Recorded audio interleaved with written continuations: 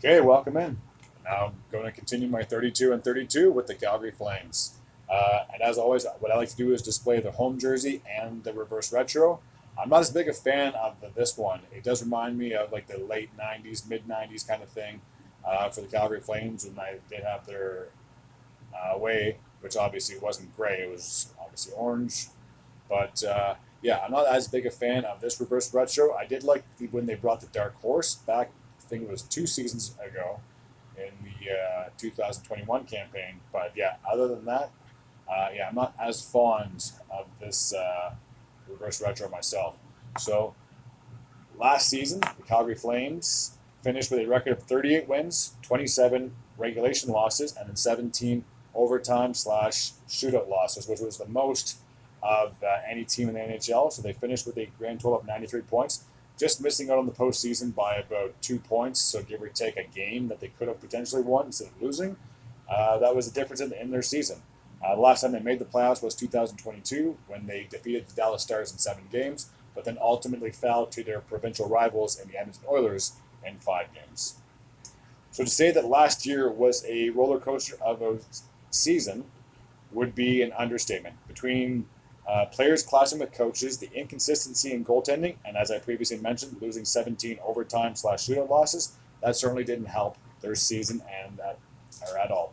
After the 22, after the 2022 campaign, they did lose both Johnny Gaudreau, who went on to sign as a free agent with the Columbus Blue Jackets, and Matthew Tkachuk. The only good news is at least they were able to get some value back for Tkachuk, which was Mason Weegar, a defenseman, and you can see the man on your screen, Jonathan Huberdeau. And then the other major signing that they made from last year was obviously signing Nazem Kadri from the Colorado Avalanche. Even with these guys on the team, they still did not seem to gel all that well together at times.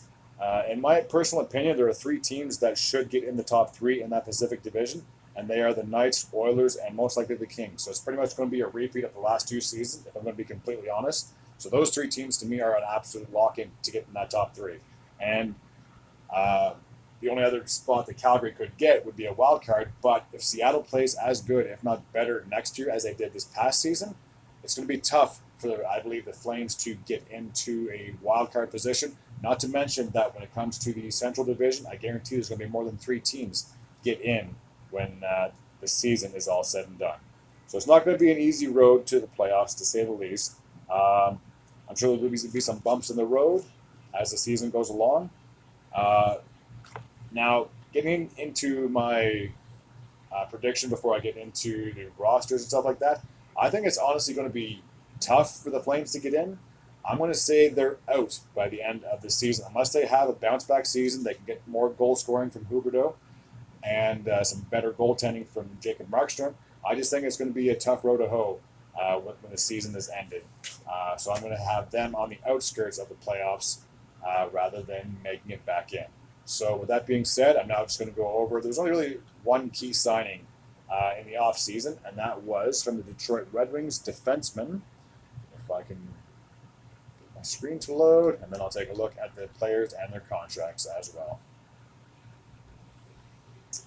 So Jordan Overstly, as I said, the defenseman from the Detroit Red Wings, is now on his way over to Calgary on a 1-year deal. And I'm just going to make sure I can straighten this out so you can somewhat read the screen.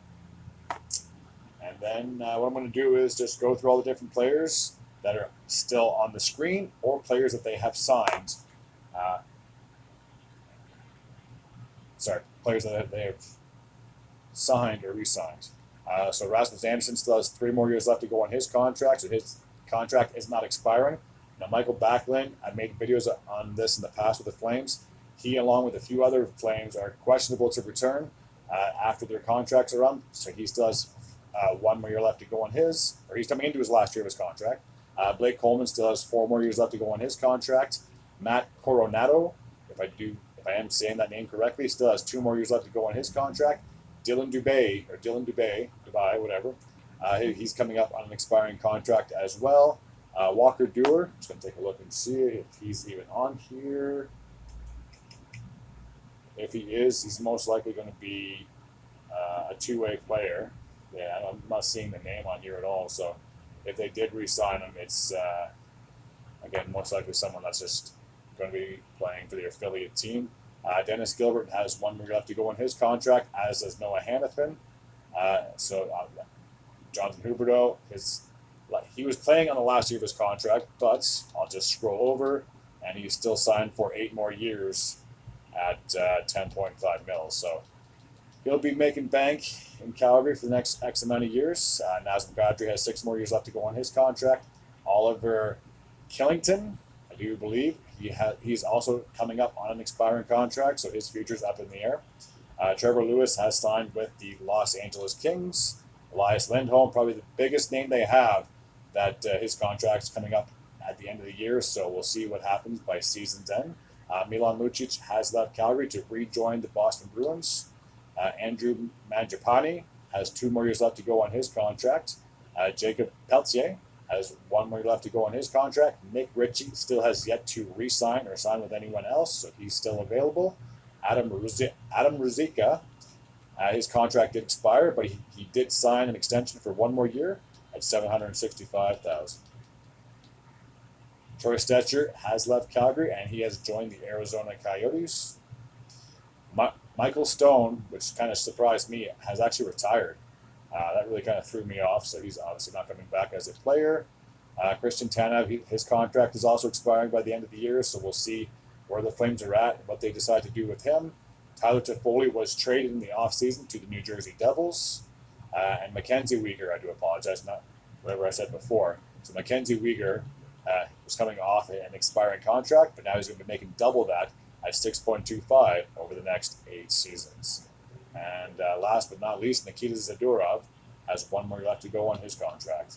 And we'll take a look at the goaltending situation. So as you can see, Jacob Markstrom, the starting goaltender, has 3 more years left to go on his deal. And Dan Vlader, his contract expired, but he signed 2 years at 2.2 mil. So they're guaranteed that goaltending tandem for at least the next 2 seasons. So, as I said before, I looked at the players' contracts. I just don't think the Calgary has enough in them to get into the postseason.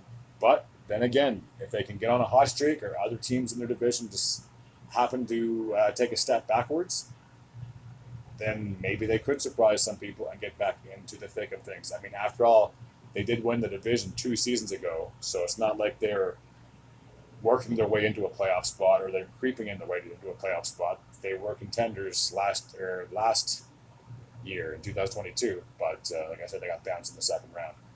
Thank you all for tuning in. If you made it through the 8-minute clip, thank you very much. And until next time, take care.